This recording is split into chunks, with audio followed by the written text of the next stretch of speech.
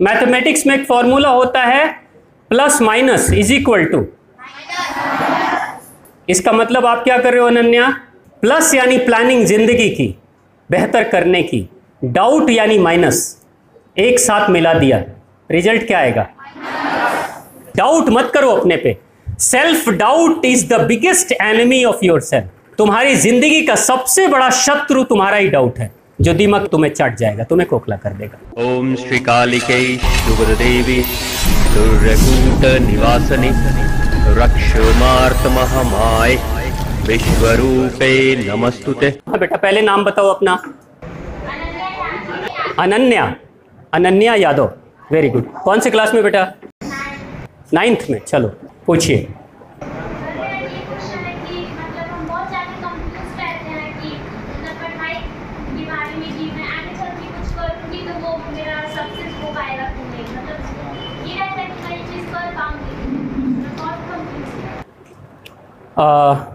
आपने सुना पूरा? एक बार आप बताइए। उनका कहना है कि वो पढ़ाई पर हमेशा कंफ्यूज रहती हैं कि वो आगे चलकर किस लाइन में जाए। अच्छा। हम इधर जब भी पढ़ती हैं तो वो हमेशा कंफ्यूज रहती हैं कि सक्सेस उनको मिलेगा कि नहीं मिलेगा। हाँ बेटा, यही है। वेरी गुड, वेरी गुड, जोरदार तालियां।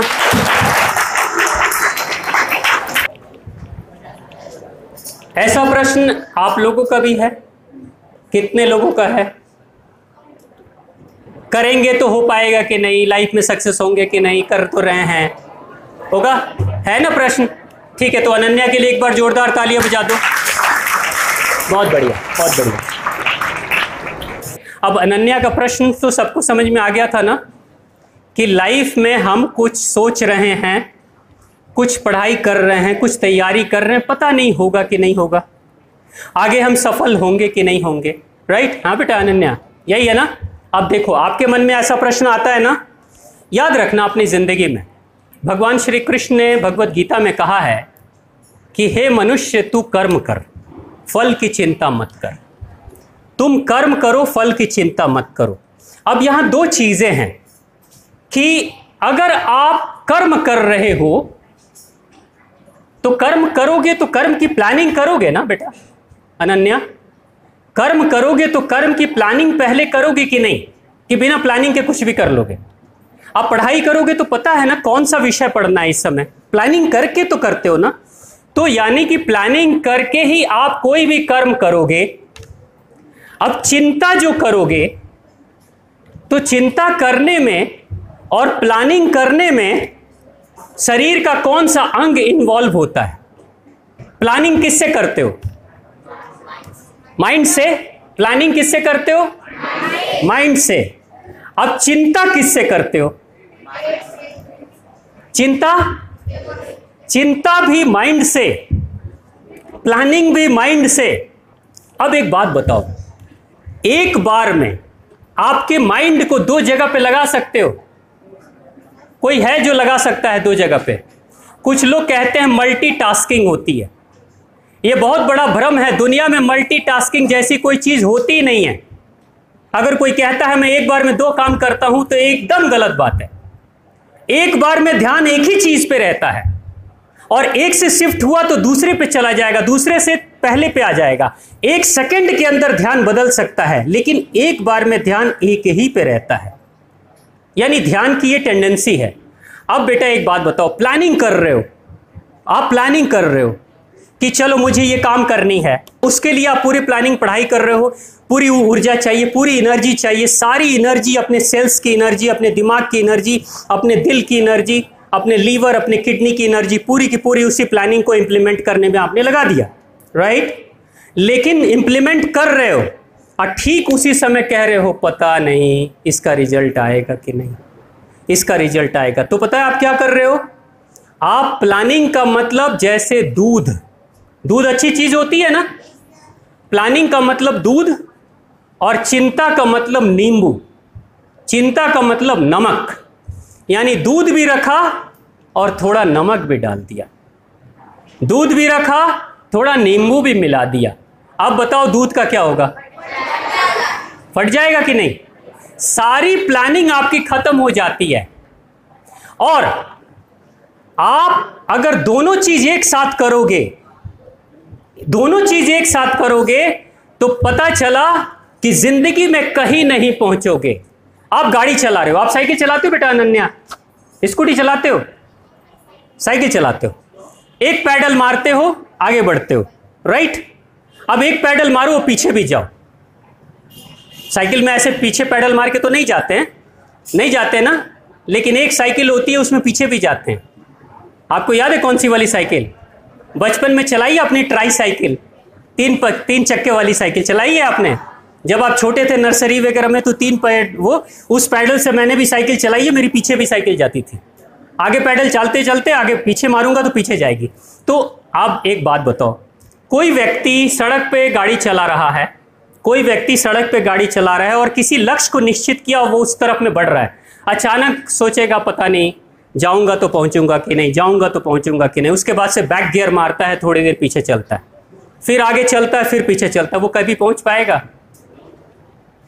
एक बंदर था, वो एक खंबे के ऊपर चोटी पे पहुंचना चाहता था, लेकिन खंबा बड़ा चिकना था, छलांग मारता था, 2 कदम ऊपर चढ़ जाता था और अगली बार में स्लिप करके नीचे उतर जाता था। सुबह से शाम तक छलांग मारा और शाम को वहीं खंबे के नीचे पाया गया। प्रयास तो उसने बहुत की लेकिन पहुंचा कहीं भी नहीं। तो आपके मन का जो डाउट है ना, जब आपके मन में ऐसे डाउट आ जाते हैं तो फिर आपको वो डाउट दीमक की तरह आपके कॉन्फिडेंस को खा जाता है, आपको बढ़ने ही नहीं देगा। आप कितने भी अच्छे स्टूडेंट हो, कितनी भी अच्छी तैयारी हो, एग्जाम देने आप जा रहे हो पूरी तैयारी के साथ, आपको किसी ने कह दिया अरे तुम तो फेल हो जाओगे, तुम क्या पास होगे, वो फेल हो गया, वो फेल हो गया, तो ये फेल हो गया, तुम भी फेल हो जाओगे। आपको पता है इतना ही कह देने मात्र से आपके एग्जाम खराब हो जाएगी। होती है कि नहीं? कभी आपने नोटिस किया? आप मैथमेटिक्स आपने पढ़ा बेटा, मैथमेटिक्स में एक फॉर्मूला होता है plus minus is equal to, plus minus is equal to, इसका मतलब आप क्या कर रहे हो अनन्या? प्लस यानी प्लानिंग जिंदगी की बेहतर करने की, डाउट यानी माइनस, एक साथ मिला दिया, रिजल्ट क्या आएगा? दूध 5 लीटर हो और 1 चम्मच नमक हो, कुछ बूंद नमक हो तो कुछ बूंद नींबू हो, सारा दूध बर्बाद। आपके सारे अच्छे काम खराब हो जाएंगे अगर डाउट पाला आपने तो। अब दूसरी चीज, एक दूसरा पहलू, मान लो जिंदगी में आपने बहुत पढ़ाई की, बहुत तैयारी की, बहुत कुछ किया, पता नहीं पहुंचेंगे कि नहीं पहुंचेंगे, उसकी चिंता ही मत करो। जरूरी नहीं आप वहीं पहुंचोगे, आपके पास ज्ञान होगा ना तो कहीं ना कहीं जरूर पहुंच जाओगे। आपको पता है एपीजे अब्दुल कलाम किस चीज की तैयारी कर रहे थे?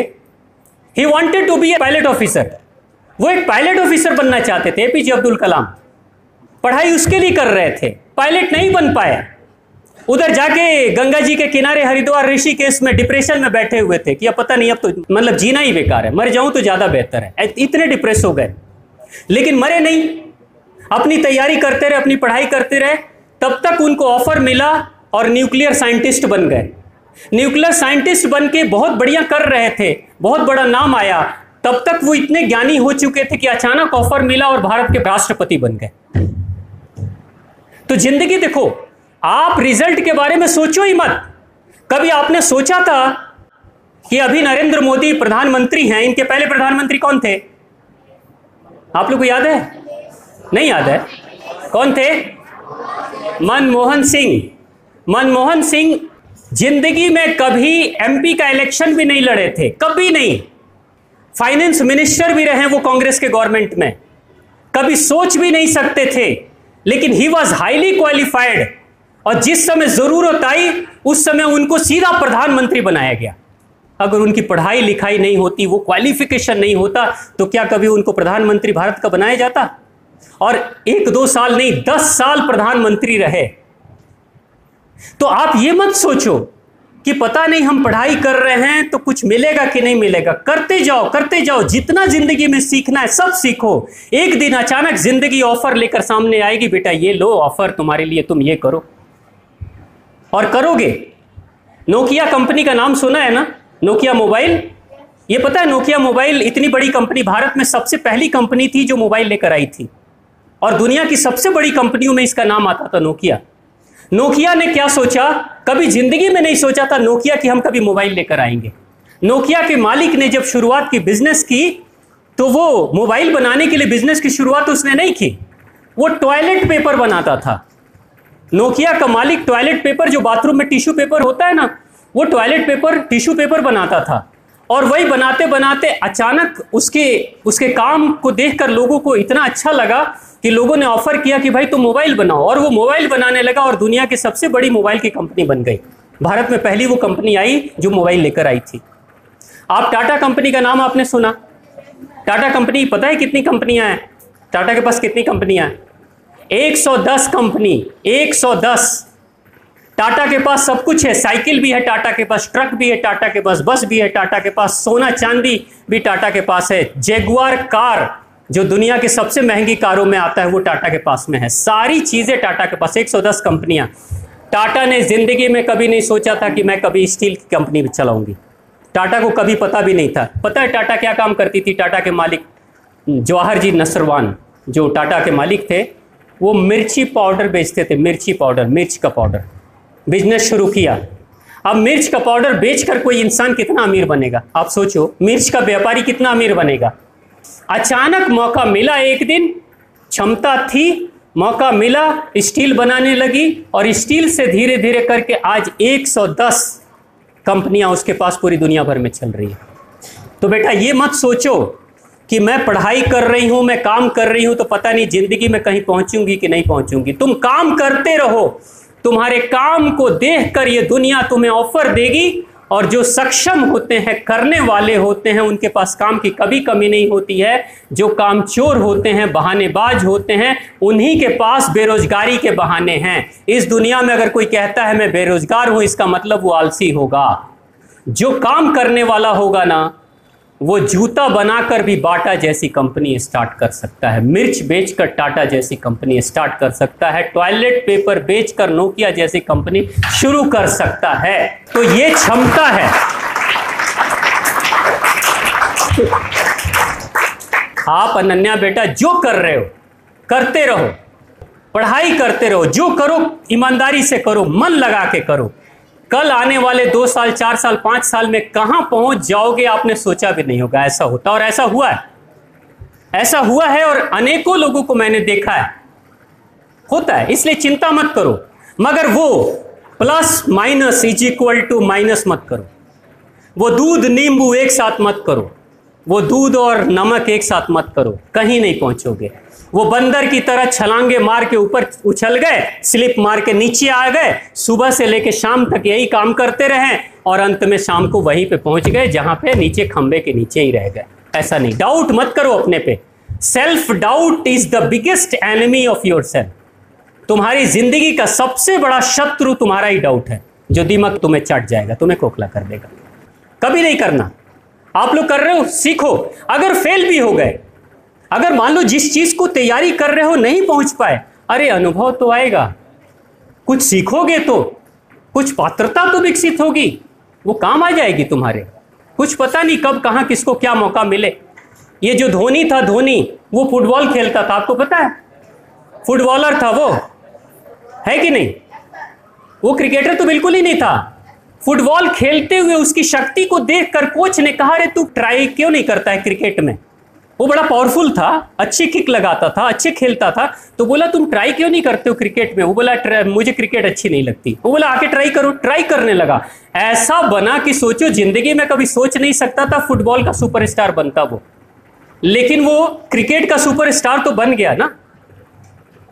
तो ये मत सोचो कि क्या जिंदगी देगी, जिंदगी कब कितने दरवाजे खोलेगी आपको पता भी नहीं। बस तैयार रहो, योग्यता विकसित करते रहो। जिस दिन मौका मिलेगा उस दिन बस सीधे तुम्हारे सामने ऑफर होगा, छलांगे मारना और सीधा पहुंच जाना। एक व्यापारी से किसी ने पूछा, आज दुनिया का सबसे अमीर इंसान है वो, उससे पूछा कि आपकी सफलता के पीछे राज क्या है? तो उसने कहा कि मैं उछलने का ही मेरी कला है, मैं उछलते रहता हूं। तो उछलने से सफल कैसे हो जाते हो? तो वो कहता है अवसर के घोड़े जब मेरे पास दौड़ते हुए आते थे ना, तो मुझे उछलने की आदत थी। उछल के पीठ पे बैठ जाता था घोड़े के और घोड़े के साथ दौड़ने लगता था। तो फिर कैसे पता चलता था कि वो अवसर का घोड़ा है? बिना अवसर का भी घोड़ा हो सकता है। उसने बोला कि उछलते उछलते पीठ पे बैठने के बाद कुछ देर के बाद लगता था ये अवसर वाला घोड़ा नहीं, फिर उछल के उतर जाता था।